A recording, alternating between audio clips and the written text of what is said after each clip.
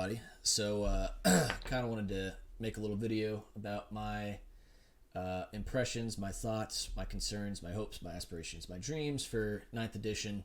Kind of talk about where the IP, as far as the gameplay perspective, where it came from, where it got to, where it's going, and things I'm hoping will be in this new edition, but maybe, maybe not. What do I know? I'm just a guy who plays the game. So, let's get into it. So, yeah, this was kind of, I think, a surprise to everybody that Games Workshop is announcing a brand new edition in the form of ninth.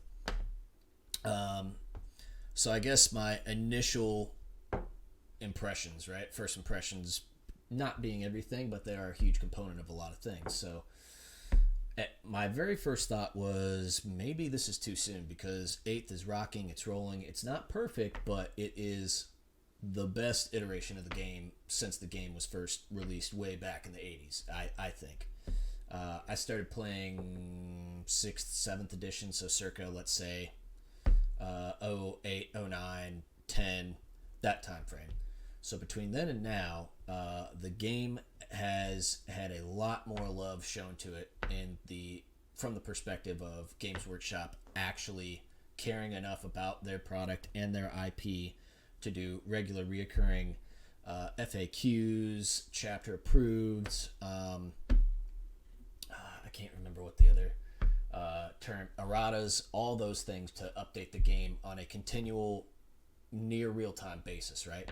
So that, to me, was the single best thing that this company could have done for the health and welfare of their product, was to do that, to keep the game as fair as they possibly could, to keep as many different factions as competitive in a tournament scene or in a gameplay perspective in general, as many of those factions relevant and fun and fair as possible, which I don't think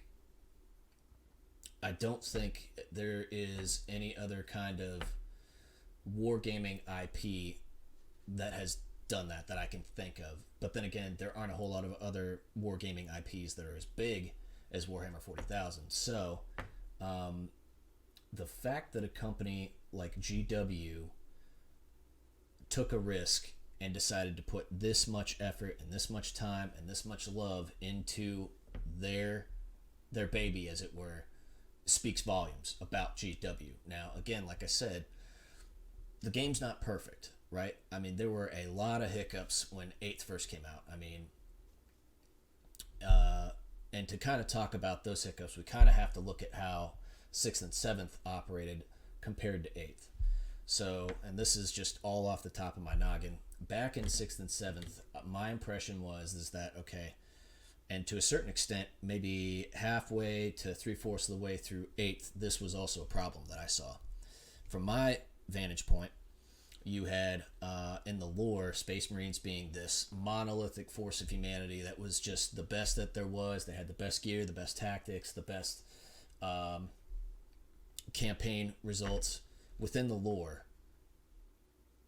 But what was presented in the lore did not translate to the tabletop in any way, shape, or form. Anytime I played Space Marines in 6th or 7th, I always got my ass handed to me.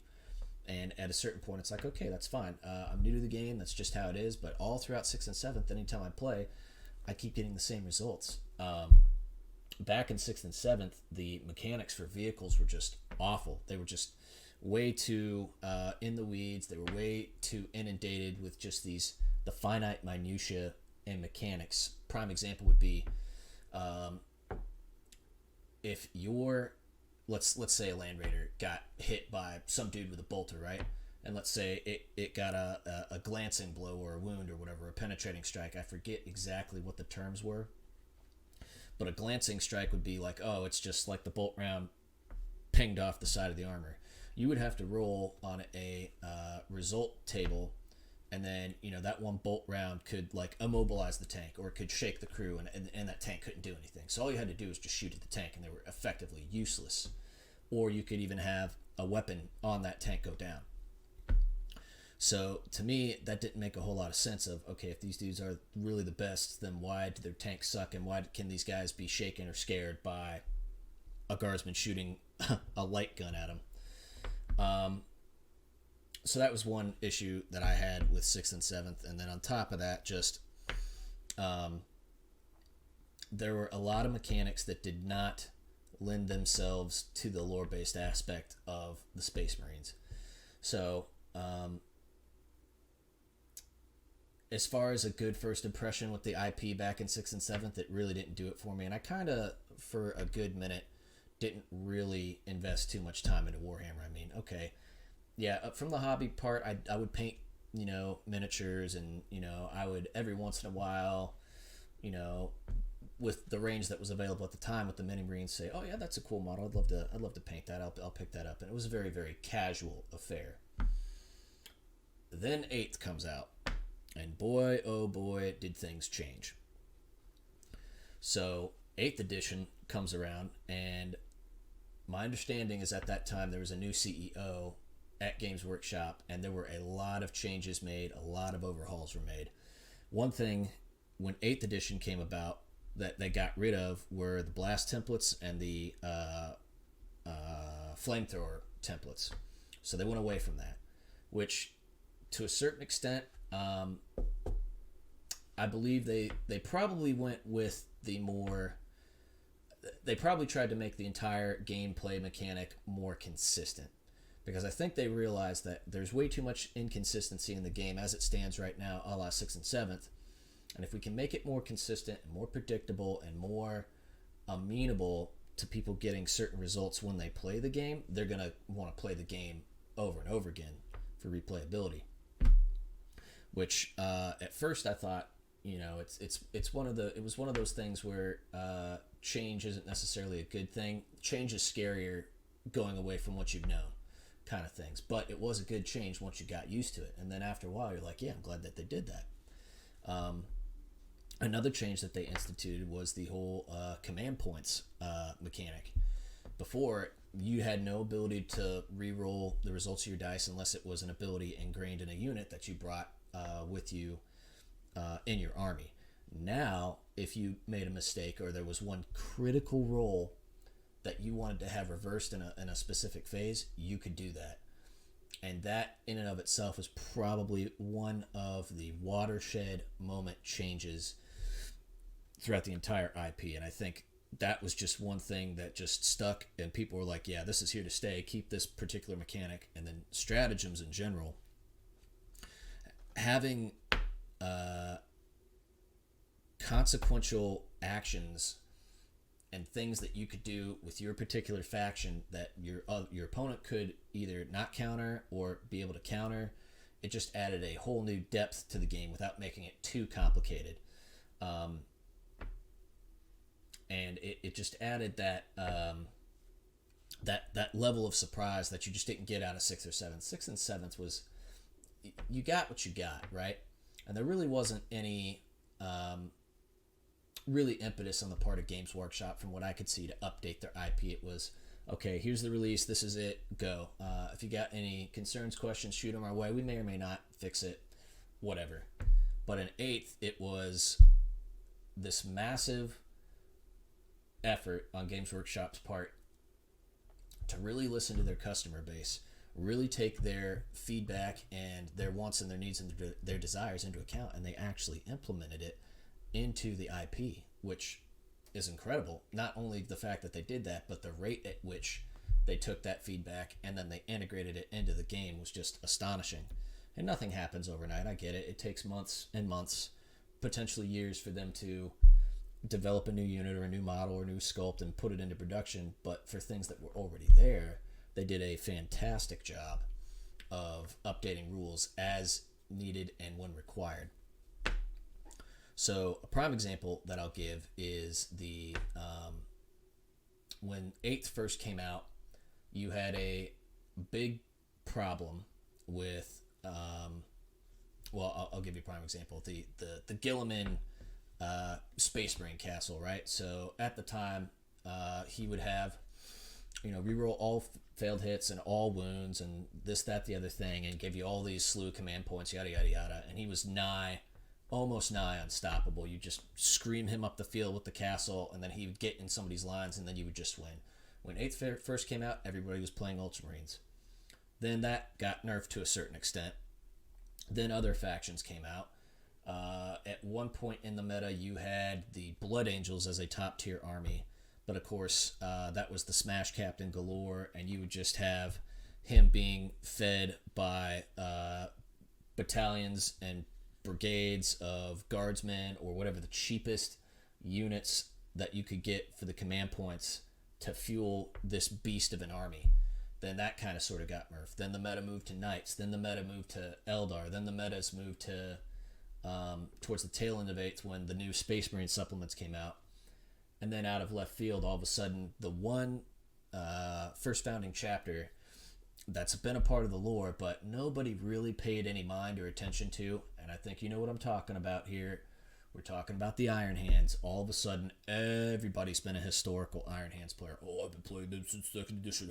No, you haven't. You just bought an army off of eBay. Don't lie. And then all of a sudden, you just see nothing but Iron Hands populating every single tournament scene, which, in retrospective and in hindsight, the first half of 8th edition, with the exception of when 8th first got started, Space Marines were kind of the dog. Space Marines have always kind of been the dog of 8th edition up until the very end. Exceptions being, of course, Blood Angels and Death Watch. And let's not even get into, Grey Knights. But vanilla Space Marines in general were always the dog of the edition until the supplements came out. And in hindsight, I believe the supplements in the new codex were the initial landing party, let's just say, of 9th edition. It was kind of sort of a beta, but it was also kind of a preview of things to come, just to kind of test the waters ahead of time, kind of sneakily to see what the community felt about these new instituted changes with Space Marines. When the new codex and the new supplements dropped, you started with White Scars and Ultramarines. It was insane. All the additional rules, all the additional support that they got, and it really updated the factions to the point where they were actually competitive. And then Iron Hands came, and then Raven Guard came, and Iron Hands, they went a little bit too far, I think. They tried to bring a faction in that nobody played, that never got any love, that was not really a very popular faction, and they brought it into the fore, and they just went way overboard, making it so that you would have unkillable Leviathans, that you would have damn near indestructible infantry. You had these stratagems and these faction mechanics to make basically any vehicle... It was damn near impossible to make Iron Hand vehicles irrelevant unless you just killed them outright. Give you a prime example. The last tournament I went to, and I live up in Alaska, so this was all pre-COVID-19. This is during the wintertime. So the last tournament I went to, and again, I brought a list that wasn't very competitive at all, but I brought it just to have fun. I ended up bringing a Forge World Legion Fellblade, which is basically the Space Marine equivalent of the Bane Blade, but infinitely mo beta. Imagine, if you will, you have two normal Bane Blades, right? And you just tape them both together, and you put two guns in one turret, gave it 8 las cannons, a whole bunch of heavy bolters, and basically, if you built your list right, it would get your chapter traits. So for Ultramarines, it didn't really matter for the Fellblade, but the fact that I could give it a chapter trait was insane. Now, what I went up against was and this was the very first player that I went up against in the tournament. It was an Iron Hands player. Let's see if I can remember the list. He had the normal stuff. Obviously, he had the Relic Leviathan Dreadnought with a Lieutenant and the Ironstone. He had 3 Stormhawk Interceptors. He had a 5 or 6 pack Assault Centurion squad. He had like 2 or 3. He had 3 Eliminator squads. He had Ironfather Farios. He had a Whirlwind, and he had some like 1 or 2 5-man mini Marine squads and like 2 or 3 5-man Intercessor squads. I think, if I remember right, I think that's what he had. And then I had the Fellblade, some characters, some intercessors, a chaplain dread, two squads of eliminators, and like a Thunderfire cannon. I think that's what I rolled in with, right? So the Fellblade took up almost about 50% of my points in my 2,000 point list. So that being said, the fact that my Fellblade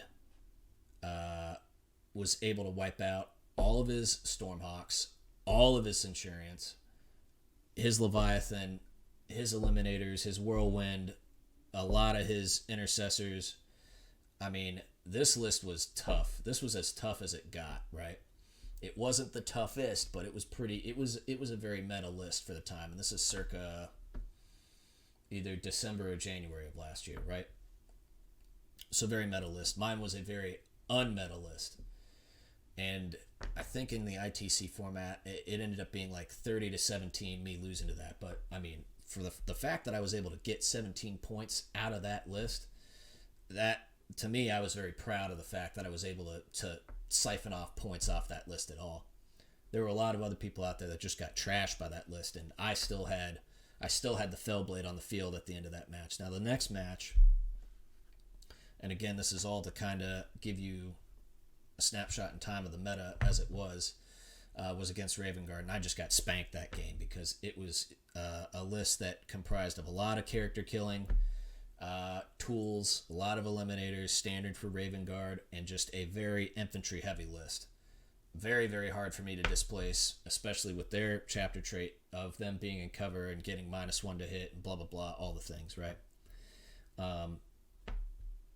So Space Marines, at least at the beginning of 9th, I'm predicting kind of transitioning from where we came from, where we got to in 8th, and now where we're going in 9th.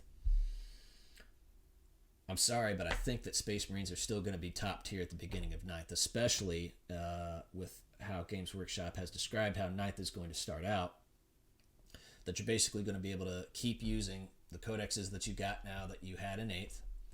Hopefully, with the addition of the new Games Workshop app, we can get away from Battlescribe, and there's nothing wrong with Battlescribe. I love Battlescribe. It's a little bit slow sometimes, but having the up-to-date, near real-time rules changes implemented into the app like that, hopefully, is the intent behind the app, as well as list building in general. That would be a welcome addition. I also believe that giving every faction more command points when they start out, I think that'll be a readily accepted change on basically every faction's part. I don't think anybody will complain about having more instead of less command points. Now, there will be some armies out there that by giving them more command points, especially the very CP hungry ones, you're not doing other factions any favors by doing that. So things like knights, that could go either way. I mean, for the most part, they've tamped down on the power of knights, and they've definitely tamped down on the power of Iron Hands specifically. But there are also some other sleeper factions in there, like Imperial Guard, which are also very CP hungry, but giving them even more CP means that they are going to be able to dish out more stratagems for a longer, extended period of time throughout the course of the game, as opposed to running out either halfway or close to halfway and then just having to fall back on their numbers or their armor or something else like that. Games Workshop trying to get rid of soup, or at least imposing costs for you taking soup, at least that's what the word on the street is, I welcome. And here's why I welcome that. And this is a personal opinion of mine. I don't think that everybody's going to fall in line with this sentiment I'm going to share, but I believe that 40K should be mono-faction focused. So, for instance, okay, yeah, within the lore, you're going to have soup. You're going to have Imperial Guard and Sisters and Astartes and the Imperial Navy all team up. And sometimes you'll even have Xenos like Eldari team up with Imperium to go tackle a threat, right? However, playing the game, you should not be able to go capability shopping. You should have to try and make do with what you've got, right? That's what I think. To me, that seems like a very challenging, endearing aspect of the game. That that's what it should be, and that's just, again, my own personal opinion. It shouldn't be one of these scenarios where you go and say, oh, well, I don't have very good artillery capability, so I'm going to take this detachment of guard with like 9 basilisks. I'm just going to pound this dude into oblivion, and he's not going to be able to touch me or do anything. Or, how it was back in the days of the Knights. I'm going to take like 2 battalions worth of cheap guardsmen. They're going to be a great screen. They'll go and hold objectives. Then my Knights will just smash everything into oblivion, and I'll just be able to fuel full tilt and all these other stratagems that they get. So more command points is good, but it's also not good. Reserving judgment, if you will. So other components of Ninth that have been talked about are making tanks relevant again. Okay, let's caveat that. Making certain factions tanks relevant again. So again, this is a double-edged sword, because if you have a competent guard player that knows how to use their tanks, knows how to screen them, they're going to do just fine. Now, other factions, like the previous meta where you didn't have repulsors, or people just didn't take repulsors, they were still using predators and stuff like that, you tapped a tank with a Gretchen, yeah, okay, that's a little frustrating. Armies that don't have armor-heavy lists. Do I think, and at least the way this new mechanic in Ninth is described is, okay, people can still wrap a tank and it can't move, and it has to fight the things that are next to it or locked in combat with it, but it can shoot at things that it is not locked in combat with. Okay, yeah, I think that's a valid compromise, right? Where you start running into problems is where you have like an entire gun line's worth of like Lehman Russes locked up. Now the problem is that, okay, you've tagged them and they can't move, but they can still shoot at everything outside of combat. Oh, and still fight in combat. And if you don't wipe them, you can't shoot at them anymore. Now, the other side of this is that it forces you to bring anti-tank weapons instead of just have, dedicated lists of pure combat or pure gun line.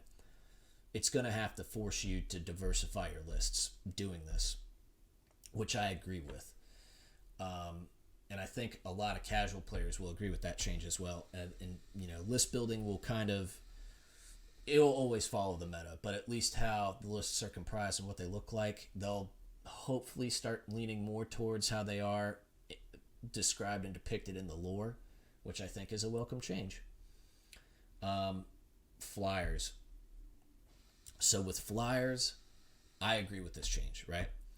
I always thought it was a stupid mechanic of how some players and some factions could game the system. I mean, good on them. Rules as written. That's how you win the game, is you use the rules to your advantage. But making it so that for flyers that couldn't hover or couldn't just hover in place, they had to be constantly on the move. For players to be able to set models up in positions where flyers could not get to or land their base on, the model would just be destroyed. That's dumb. Like, that wouldn't happen in reality, but because it's a gameplay mechanic, it does. Come on. Now having a mechanic where flyers with the supersonic rule can just go off the edge of the board and then come back in at a later point of the game, that to me is a very welcome addition, a very welcome mechanic. And here's why I say that. So it's kind of like a real-time reserves, in the sense that, okay, as it stands in 8th, you've got till turn 3 to deploy your reserves, and if you don't, they get destroyed. But flyers will now be able to circumvent that rule, so you can strategically just send them in, go bomb something, and then bring them off the field, and then bring them in when you need them, and just have that threat over your opponent's head at any point throughout the rest of the match. So it protects your flyer, especially a super effective flyer, like let's say a Storm Raven or 2 Storm Ravens, right? They may see relevance again. And you bring the Storm Raven off the field, and granted, you lose that firepower, but you're not having it focused and you aren't going to get it shot down. And it gives you a chance to whittle down your opponent's army to the point where, okay, when I need it, I can bring it back in, and it can just be a clutch move that I pull at the end of the match. I like that. I like that a lot. That requires a little bit of skill to pull off in this new mechanic. So the last thing that I will say, from what I've heard, broad strokes about 9th edition, is that they're trying to make close combat a thing again, which I agree with. It should be, right? Now, I'm not talking about close combat in the sense of like you have your Khorne Berserker blobs, or you have your Sanguinary Guard, or your Smash Captains, or any of those other very, very, very, very meta examples of close combat. But there should be a place for your normal frontline units. Like there should be a place where Gene Stealers actually have a better chance than not of actually getting into close combat and tearing it up. There should be a better chance than not, or a place for the new assault intercessors to get in there and mix it up, or even normal intercessors. There should be a place for your normal chaffy units to get in there and be able to do some good. Like close combat in the 42nd millennium should have a place, right? And it shouldn't just exclusively belong to your mega powerhouse units like your Guillimans or your Mortarians, or kind of sort of ish, not really your Magnuses. But you see where I'm going with that. It adds extra variety and spice to the game that, in my opinion, has never really been hammered down in 8th, which I'm happy that they're addressing it in 9th. Now, how they're going to, yet to be seen. Finally, with 9th edition, what I hope we don't see, and I get it, like I would much rather have Games Workshop be dedicated towards the constant love and attention that they have provided their IP up to this point.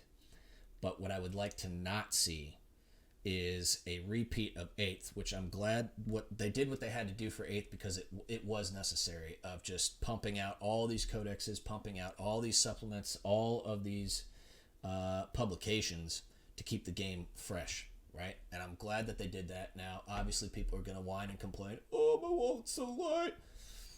Well, again, personal choices. You do what you want to do for your own personal edification, happiness, and entertainment vis-a-vis the hobby.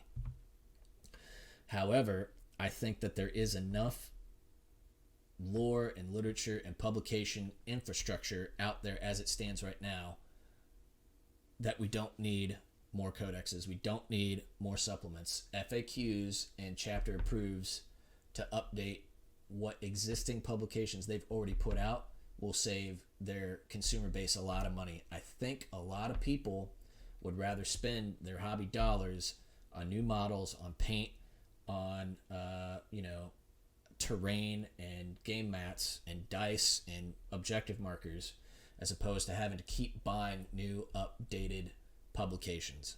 And I hope that's what the new app is going to hopefully tamp down on.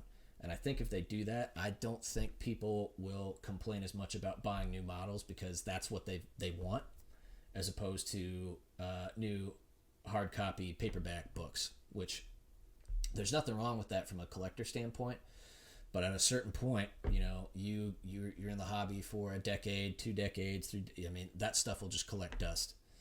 And the resale value of a obsolete edition codex is 0 to none, again, except from that collector standpoint. So I think in closing, I do believe that 9th is going to be more of a sustainment edition versus a new reboot edition, like how 8th was. I think Games Workshop is very cognizant that 8th edition has been good to them, and it's been good to their consumer base. And if I was them, I will want to keep riding that gravy train. And I think 9th edition is an update to perfect 8th edition. I think it's really 8th edition 2.0 is what 9th edition is. So they're going to keep, riding that gravy train, make it as good as they possibly can. And then my question after that is, what are they going to... My suspicion is that 10th edition will just be a lore expansion with minimal, and again, not that good at seeing into the future. But 10th edition, I'm hoping will just be a massive lore expansion with minimal messing with the actual gameplay mechanics of the game. That's my hope.